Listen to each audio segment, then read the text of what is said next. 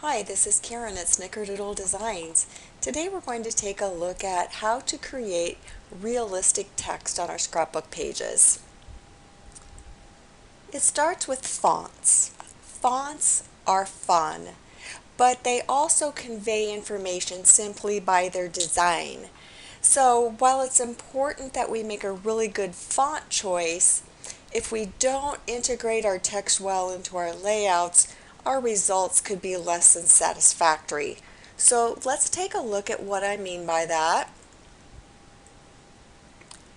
Here is a paper from an ABC Teach Me collection of mine, and I have on here typed some text back to school because it's almost back to school time.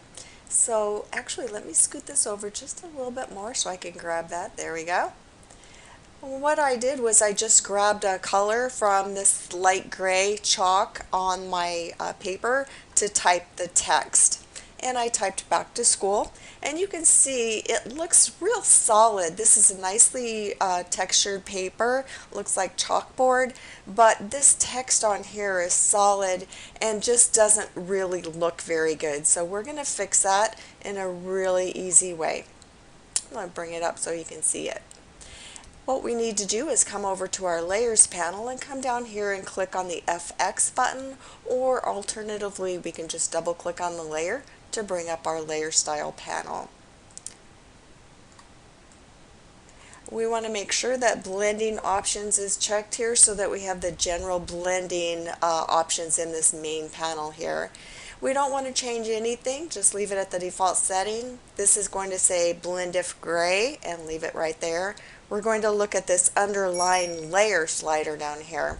So what I need to do is grab this layer, this slider on the left, and keep your eye up here on the text as you pull it to the right.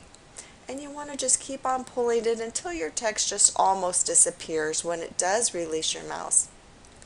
Then for PCs, I want you to hold down the Alt key. For Mac, it's the Option key, and click right in the middle of that triangle, and it will split that triangle.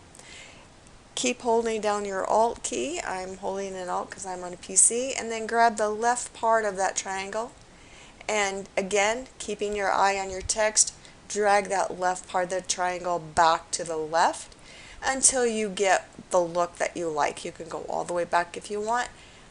Obviously, I don't want to do that because I want the text to show through, and so I'm going to leave it right like that. I think that looks absolutely fine. And then when you're finished and happy with it, all you do is click OK, and you're done.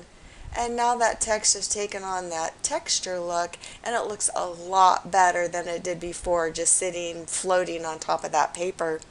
And that's really all there is to it. So have fun working with your textured paper and making your text look really awesome. Thanks. We'll see you next week.